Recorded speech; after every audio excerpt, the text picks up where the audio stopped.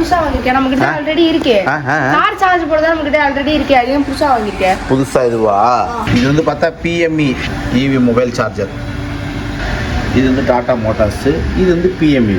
இப்போ எப்படி நம்ம மொபைல் ஃபோன் எடுத்துகிட்டு போகும்போது ஒன்றுக்கு 2 பேர் சார்ஜர் எடுத்துகிட்டு போகிறோம்ல, ஒரு சார்ஜர் இன்னொரு சார்ஜர் வாங்கி கனெக்ட் பண்ணுறோம். பட் அது மாதிரி காருக்கு மேலே பண்ண முடியாதுல்ல, அதனால தான் நான் வாங்கியிருக்கேன். இது எதுக்கு? ஒரு ஸ்டாண்டா? இந்த ஸ்டாண்டு தான் இப்போ ஆர்டர் பண்ணேன், அமேசானில் வரலப்பா எனக்கு. ஆமாம், PME. ஓகே, இதுக்கான கேரி பேக்கு. இதை கொடுத்தா பாருங்கள், கிட்டத்தட்ட 3.6 கிலோவாட்டில் வந்து சார்ஜ் ஆகும். 16 amps ப்ளக்கு. அதே மாதிரி உங்களுடைய EV சார்ஜர் எதுவாக இருந்தாலும் சரி, கார் சார்ஜ் எதுவாக இருந்தாலும் சரி, நீங்கள் அகமதாபாத் அவங்களுடைய அட்ரஸ் காமிச்சு விட்டிங்கன்னா ஒரே நாளில் சர்வீஸ் பண்ணி ஒரு அன்றைக்கே கொரியர் போட்டு விட்ருவாங்க. உங்களுக்கு ரீச் ஆகிற டைம் மட்டும்தான். எல்லா விதமான ஸ்பேர்ஸ் வச்சுருக்காங்க. அவங்க எப்படிலாம் வந்து அந்த ஃபால்ட்டெல்லாம் அட்டன் பண்ணுறாங்க, அந்த கன் உள்ள கூட சின்ன சின்ன நாப் இருக்குல்ல, அதெல்லாம் வந்து எப்படி ரீப்ளேஸ் பண்ணுறாங்க, ஒயரை ரீப்ளேஸ் பண்ணுறாங்க, அந்த சார்ஜர் உள்ள போர்டுலாம் எப்படி வந்து ஃபால்ட் அட்டன் பண்ணுறாங்க, இது எல்லாமே உங்களுக்கு நான் வந்து காட்டுறேன். அதேமாதிரி இந்த கேபிள் லென்த் இருக்குல்ல, இது நீட்டாக பெருசாக வேணும், கஸ்டமைஸாக பெருசாக வேணும்னாலும் நீங்கள் சார்ஜர் ரிப்பேருக்கு அனுப்பும்போது பெருசாக வேணும், ஒரு 5 ஆட் 6 ஆட் 7 ஆட் பெருசாக வேணும், 25 மீட்டர் 10 மீட்டர் மேலே வேணும் அப்படிலாம் கேட்டால் கூட உங்களுக்கு கஸ்டமைஸாகவும் பண்ணி கொடுப்பாங்க. நம்ம வந்து எப்போவுமே ஒரு 2 சார்ஜர் வச்சுருக்குது நல்லது தான். எல்லா இடத்துக்குமே வந்து ஒன்று பிரச்சனைனா கூட டக்கு இன்னொன்று எடுத்துன்னு வந்து வீட்டிலேருந்து எடுத்துன்னு வந்து சொல்லிடலாம். பேக்கப் ஒன்றுக்கு 2 சாவி வீட்டுக்கு வச்சுருக்கா மாதிரி 2 சார்ஜர் இருக்கிறது மஸ்ட்டு எல்லாருக்குமே. பல முறை சொல்கிறேங்க நான். ஒன்று வண்டியிலே இருக்கணும், ஒன்று வீட்டிலே இருக்கணும். ஏன்னா பஸ்ஸு கிட்டத்தட்ட வந்து ஒரு 14 லட்சம் 18 லட்சம் கொடுத்து நம்ம எலக்ட்ரிக் வெஹிக்கிள் கார் வாங்குகிறோம். நான் யூஸு கார் ஒரு 6 லட்ச ரூபா வாங்கினாலும் இது வந்து இது டயர் அடியில் மாட்டிச்சா இல்லை வந்து யாராவது நடக்கும்போது மெரிச்சாங்களா என்னன்னு தெரியல, இந்த மாதிரி ஆகிப்போச்சு.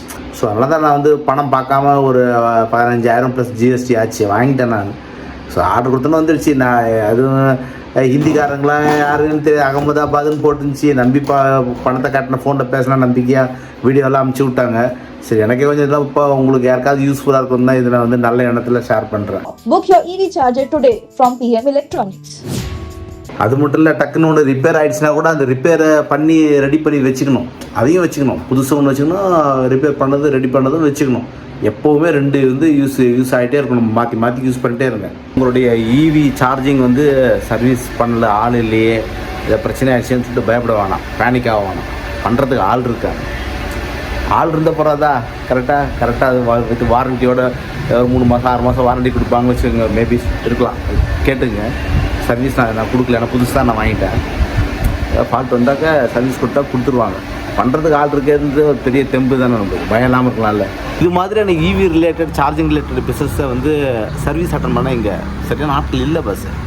ஆட்கள் இல்லை, ரொம்ப சொற்பமான அளவு தான் இருக்காங்க. அப்படியே பயந்து கொண்டு போய் டாட்டா ஷோரூமில் மாதிரி இருக்கும், மற்ற ஷோரூம்லேயே கொண்டு போய் சார்ஜர் கொண்டு போய் கொடுத்தா அவங்க திருப்பி கொடுக்கறதுக்கே கிட்டத்தட்ட 1 மாதம் மேலே ஆக்கிடுறாங்க, 2 மாதம் 3 மாதம் கூட ஆக்கிடுறாங்க.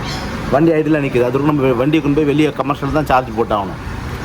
ஸோ இதெல்லாம் வந்து உங்கள் ஊரில் நீங்கள் உங்கள்கிட்ட ஏதாவது நம்பருக்கு இருந்தால் கூப்பிட்டு கேளுங்க, எதாவது பேசுங்க. உங்களுக்கு டெக்னீஷியன் இருந்தால் அவங்களுடைய ஃப்ரான்ச்சைஸி உங்கள் இடத்துல நீங்கள் ஆரம்பிக்கவும், அவங்க கூட ஒரு டீல் போட்டு நீங்கள் வந்து உங்களுடைய ஊர்லேயே வந்து உங்களுடைய டவுன்லேயே own business service related business பண்ணவோ ஒரு வாய்ப்பு கிடைக்கலாம். நம்பர் கீழே தரேன், பேசுங்க. இது வந்து பாப்பா இங்கே பாரு, இந்த இடம் பாரு, தெரியுதா? டேமேஜ் தெரியுதா? ஆமாம். இப்படி ஆயிடுச்சு பத்தியா? கை தொட்டு பாரு, இந்த இடம் பாரு, தெரியுதா? நான் அதனால தான் வந்து இதுவும் இது பாரு, இந்த மாதிரி இருக்கா? நான் இதுக்கு பாரு டிஸ்பிளே எடுத்துறது பாரு, இந்த மாதிரி இருக்கு பத்தியா? இதில் என்ன டீட்டெயில்ஸ் எல்லாம் வந்துடும் அதில். ஓகே, இந்த ஒயர் வந்து கொஞ்ச நாளில் அப்படியே உடையுது. இந்த பிளாஸ்டிக்லாம் வந்து கொஞ்ச நாள் கழிச்சா நெஞ்சு போன மாதிரி ஆகாது. நம்ம பிளாஸ்டிக்கில் உடஞ்ச டப்பு உடையுமே, அது மாதிரி வந்து உடஞ்சி அது மாதிரி வேரில் விட்டது தான். ஆனால் இது வந்து நார்மலான ஃப்ளெக்சிபிள் ஒயர், இது வந்து அவ்வளோ ஆகாதுன்னு நினைக்கிறேன். பார்ப்போம். மட்டும் இல்லை, இது வந்து இங்கேயே வச்சுக்கலாம். டேமேஜ் ஆச்சுல்ல, இது ஒர்க் பண்ணுது. இது இங்கேயே வச்சுக்கிட்டு வெளியூர் போகும்போது அதை எடுத்துகிட்டு போயிடுவான் அப்பா. புரியுதா? புதுசு எடுத்துகிட்டு போயிடுவான் அப்பா. புரியுதா இல்லையா? சேஃப்டிக்கு ஒரு அடிஷ்னலாக ஒன்று வேணும்ல, அதுக்கு தான் அந்த இது மாதிரி ஒன்று வாங்கியிருக்கோம் பார்த்தியா? ஒயர், பெரிய ஒயர் சுற்றுறது வச்சுருக்கோம் பாரு. புரியுதா? இது ஜங்ஷன் பாக்ஸ் மாதிரி தெரியல, ஒயர் சுற்றுறது. இதுவும் அந்த புதுசாக அப்பா வந்து வெளியில் எடுத்துகிட்டு போயிடுவேன். இது வந்து இங்கேயே இருக்கும். இதோட சின்னதாக கொடுத்துருக்காங்க பாருங்கள். வெஹிக்கிள் சார்ஜிங் உண்டான அந்த என்னென்ன ஃபால்ட் வந்தால் எப்படி இருக்கும். ஓகே, கரண்ட் ஓவர்லோடு ஃபால்ட்டு, இந்த 4th பாயிண்ட்லாம் பாருங்கள். இதெல்லாம் வந்து அப்படிலாம் இல்லாமல் பெரிய டிஸ்பிளேலே கொடுத்துட்டாங்க. ஏதாவது ஒன்றா இங்கே டிஸ்பிளேலே தெரிஞ்சிடும் நம்மளுக்கு. இப்போ பெட்ரோல் போடுற மாதிரி தானே, நானே சார்ஜ் போடுறேன். போடு சரி. ஓகே, மேலே உள்ளது எடுத்துரு, எடு. அடுத்து கீழே உள்ளதையும் எடு. இப்போ சார்ஜ் போடு. சரி, இங்கே தானேப்பா? ஆமாம், அழுத்து நல்லா அழுத்தணும். அவ்வளோதான், பாரு கையிட்டு. அப்படி அழுத்தணும். உள்ளே போயிடுச்சு பற்றியா? புரியுதா? வா சுவிட்ச் போடுவா, வரேன். போடு. ப்ளக்கு சொருக்கு அழுத்திட்டியா? பிரேக்கர் ஆன் பண்ணு. ஆன் பண்ணிட்டியா? இப்போ ஏன் பயப்படுற? அடுத்து இந்த சுவிட்சை போடு. ஓகே, இன்ஃபர்மேஷனாக வந்துருக்கு. 16 amps 25 டிகிரி சென்டிகிரேடில் எல்லாமே இருக்காம்பா. அதான் இங்கே வரும் பாப்பா, என்ன டெம்பரேச்சர் இருக்குது. Okay, 220 volt. ஆமாம், கரெக்டாக சொருக்கி இருக்கே. இரு, தொட்டாலாம் சுட ஒரு நிமிஷம். 221 வோல்ட் இருக்கா? அப்பா இங்கே ஒன்று போட்டிருக்கு. இல்லைன்னா வோல்ட் இருக்கு பாரு. 228. எவ்வளோ வேரியேஷன் காட்டுது பாரு. இதுக்கு அதுக்கும் இல்லை, இதே இதுதான். இதுக்கு 226 கரெக்டு தான் பாப்பா. 222 வோல்ட் வேரியேஷன்ஸ் இருக்கும். ஓகே, பூனை பூனை பூனை பூனை அழுத்தக்கூடாது. ஓகே, இதில் இண்டிகேஷன் வந்துடுது. இந்த மாதிரி இண்டிகேஷன் வந்து அதில் வந்து கிடையாது. இதில் இந்த ப்ளக்கில் வந்து, புரியுதா பாப்பா?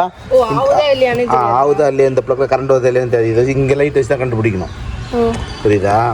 அது மட்டும் இதெல்லாம் வந்து இந்த மேனுவலாக எங்கே இருக்குது, எது ஃபால்ட்டுன்னு கண்டுபிடிக்கிறது கொஞ்சம் பழகணும். புரியுதா? ஆனால் இது அது அப்படி கிடையாது. டிஸ்பிளேலேயே உனக்கு வந்துடுது. புரியுதாம்மா? வெயிட்டிங் வருது. சார்ஜ் ஆகவே இல்லை, வெயிட்டிங் வருதா பாப்பா? ஏன்னு தெரியலையே. மோட்டர் போடுறா? அதெல்லாம் கிடையாது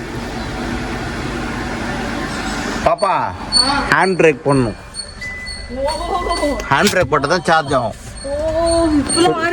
ஆமாம், ஹேண்ட் பிரேக் போட்டால் தான் அங்கே டிடிக்கு ரிலே வந்து ஆனால் இப்போ தான் சார்ஜிங் ஸ்டார்ட் ஆகும். வெயிட்டிங் வந்தது இல்லை, இப்போ வெயிட்டிங் தான் காட்டுதா? வெயிட் பண்ண வரும். இந்த பாரு, சார்ஜிங் புரியுதா இல்லையா? எவ்வளோ இருக்குது பாரு. ஏன்னா சார்ஜ் போட்டுட்டு இருக்கும்போது ஒருவேளை வந்து வண்டி ஒருவேளை வந்து சார்ஜ் போட்டுட்டு இருக்கும்போது வண்டி மூவ் ஆயிடுச்சுன்னா ஹேண்ட் பிரேக் ஒன்றும் இல்லை. ஏன்னா இதோ ஒயரோட சேர்ந்து இழுத்துட்டு போகும். அதான் இப்போ ஆகும் பாரு, காட்டுறேன் பாரு. உங்க புரியுதா? இப்போ ஆகும் பாரு. இதான் இப்போ சார்ஜ் 73% இருக்கு. இன்னும் 2 hours 45 minutes சார்ஜ் ஆகிடும். ஓகே,